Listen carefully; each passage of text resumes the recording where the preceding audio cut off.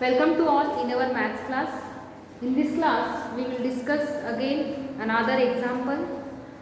तो example is here integration of dx upon 3 plus 2 sin x. तो अब देखो जो previous क्लास में हमने एग्जाम्पल डिस्कस किए थे वो आपके dx अपॉन इक्वेशन के फॉर्म में थे, अलजेब्रिक इक्वेशन के means ax square plus generally मैं बात बता रही हूँ ये फॉर्म में थे।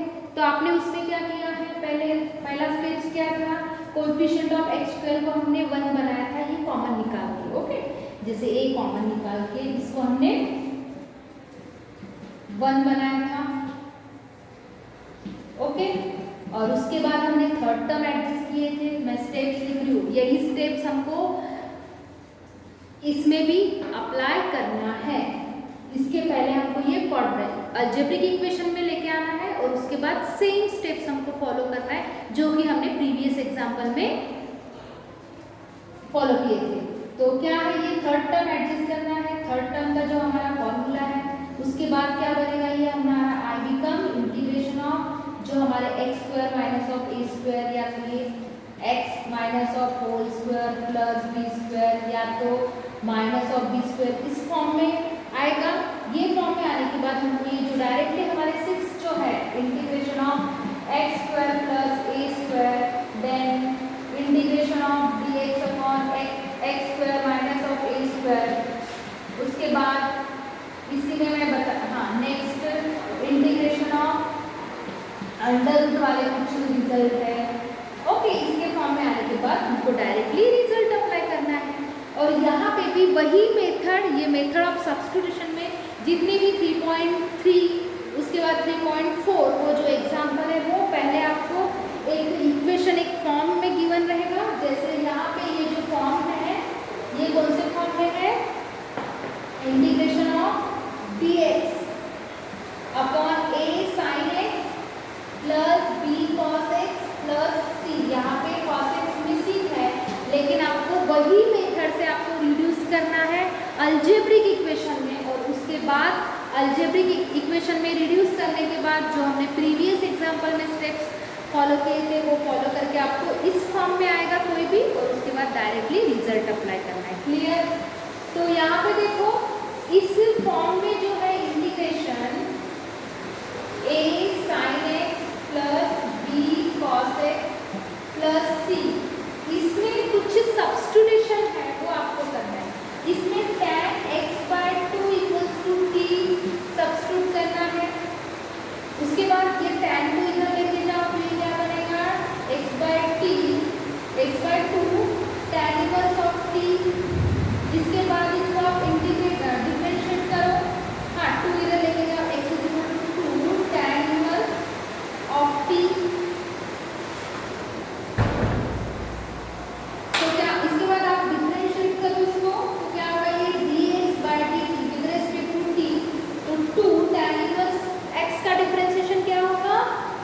वन अपॉन एक्स स्क्वायर, तो यहाँ पे वेरिएबल t है तो ऑब्वियसली t स्क्वायर आएगा। उसके बाद रीअरेंज करो तो हमारा dx क्या बनेगा, 2 dt upon 1 plus t square. ये आपके टेक्स्ट बुक में गिवन है, या तो आप डायरेक्टली रिमेंबर रख सकते हो या तो इसको ऐसे सॉल्व करते हैं। उसके बाद क्या करना है, साइन एक्स की जगह पे हमको सब्स्टिट्यूट करना है, साइन एक्स की जगह पे हमको सब्स्टिट्यूट करना है 2t upon 1 plus T square.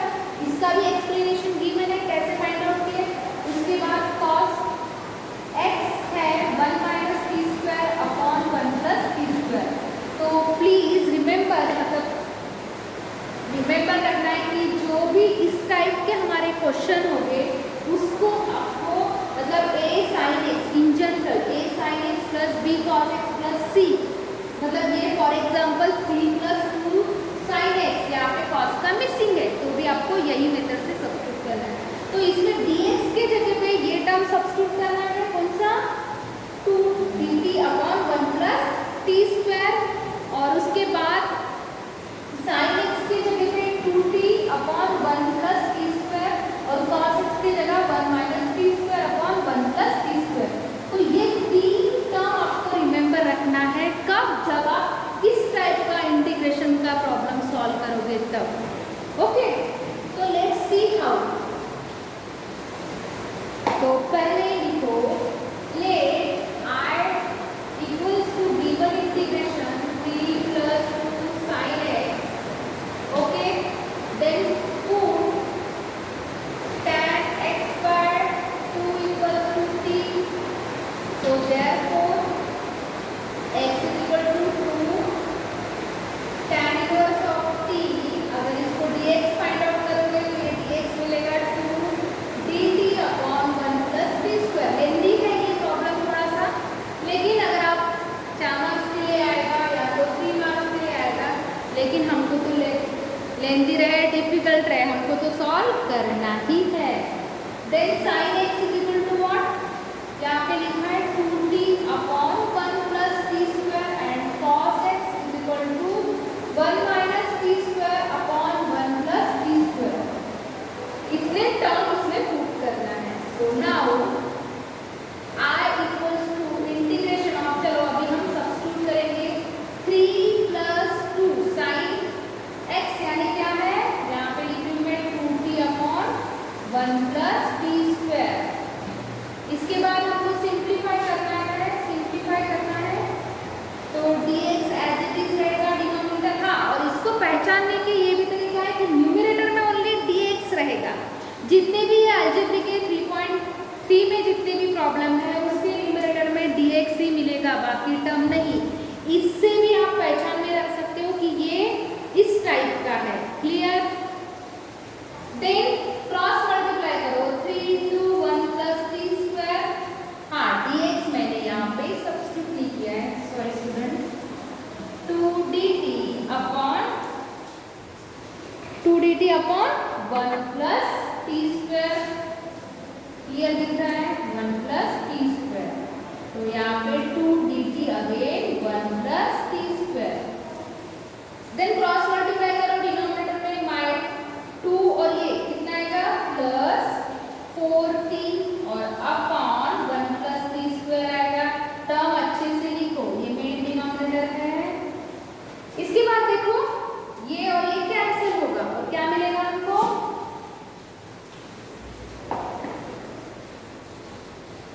I becomes denominator में 2dt अपॉन, इसको सिंप्लीफाई करो 3 plus 3t square plus 4t, और इसको रीअरेंज करेंगे हम। ये जो t स्क्वायर का टर्म है वो पहले लिखेंगे 3t square plus 4t plus 3। अब इसको ऑब्जर्व करो प्रॉपरली, ये हमारा अलजेब्रिक इक्वेशन है इन टर्म्स ऑफ t। और जैसे हमने प्रीवियस क्वेश्चन में जो अलजेब्रिक का इंटीग्रेशन सॉल्व किए थे, वैसे ही अभी आपको यहाँ पे सॉल्व करना है। मींस पहला कोएफिशिएंट x t स्क्वायर का 1 बनाना है, थर्ड टर्म एडजस्ट करना है, और उसके बाद वो कोई ना कोई पाँचों 6 में से एक फॉर्म में आएगा। वो फॉर्म में आने के बाद डायरेक्ट रिजल्ट अप्लाई करना है। तो इस तरीके से देखो, कुछ स्टेप्स रिमेंबर रखो, अंडरस्टूड करो, आपको डिफिकल्ट नहीं जाएगा। ओके, तो यहाँ पे देखो 3 कॉमन निकालेंगे हम, 3 कॉमन निकालेंगे तो ये 2/3 कॉमन निकलेगा। ओके, क्योंकि यहाँ पे 2 है, t स्क्वायर प्लस 4/3 प्लस 1 रहेगा। क्लियर? क्लियर हो गया यहाँ तक? उसके बाद थर्ड टर्म एडजस्ट करो, मैं यहाँ पे लिखी हूँ थर्ड टर्म का। थर्ड टर्म क्या है, हाफ इंटू कोएफिशिएंट ऑफ, चलो x होल स्क्वायर। तो कोएफिशिएंट आप ये रफ वर्ड ही समझो, आपका ये x स्क्वायर का ये, सॉरी यहाँ पे चाहिए बेटा t, मींस नोट दैट। तो क्या होगा ये 4/3 होल स्क्वायर इक्वल्स टू 2 2 जा, तो कितना होगा ये 4/9, मतलब थर्ड टर्म क्या होगा आपका 4/9। तो चलो सबसे एडजस्ट करो यहाँ पे 2/3 integration dt upon T square plus 4/3t plus 4/9 plus 1 minus 4/9। Clear हुआ यहाँ तक? उसके बाद सिंप्लीफाई करो। सिंप्लीफाई क्या आएगा? 2/3 इंटीग्रेशन ऑफ dt अपॉन, ये किसका एक्सपेंशन होगा? t प्लस 2/3 इसका एक्सपेंशन है। और अगर इसको सिंप्लीफाई करोगे तो 9 माइनस 4 मीन्स क्या आएगा? प्लस 4/9। और इसी में मैं बता रही हूँ, अगर आप इसको थर्ड टर्म ए स्क्वायर बनाओगे तो क्या बनेगा? √5/3 होल स्क्वायर। अब इसको ऑब्जर्व करो, ये आपका इंटीग्रेशन के कौन से फॉर्म में है? ऑब्वियसली मैं ये रफ कर रही हूँ, आप वीडियो पॉज करके ये लिख लेना। कौन सा फॉर्म में है ये? Integration of dx upon x square plus a square. Result क्या है? 1/a tan inverse x upon a plus c है ये। a मीन्स ये है, और सॉरी x और ये है a। तो आप रिजल्ट अप्लाई करोगे। सो देयरफॉर अब देखो 2/3, कभी कभी क्या होता है, जैसे जैसे आगे स्टेप सॉल्व करते जाते हो आप, तो ये जो कांस्टेंट ये जो है हम भूल जाते हैं, लेकिन हमको ये लिखना है। Please remember 2/3 as it is रहेगा 1/a मीन्स 1/√5/3 tan इनवर्स। पहले फॉर्मूला लिखो, अगर आपको इजी जाएगा टर्म टू टर्म वही फॉर्मूले में पुट करो। x means t plus 2/3 upon a means √5/3 plus c है ये। अब ये डिनोमिनेटर में जाएगा तो क्या होगा? 2 × 3 अपॉन 3√5 होगा ये tan inverse as it is. अब इसको क्रॉस मल्टीप्लाई करो, 3 + 2 upon 3 upon √5/3 plus c। Clear? 3 get cancel, 3 get cancel, और क्या रहेगा? हमको क्या मिलेगा?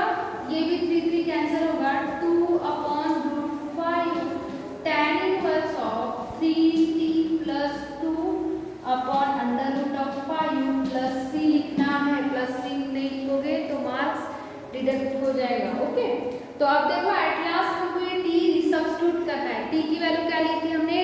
tan x/2। So therefore I equals to 2√5 tan inverse 3 tan inverse of x/2 plus 2 upon √5 plus of c।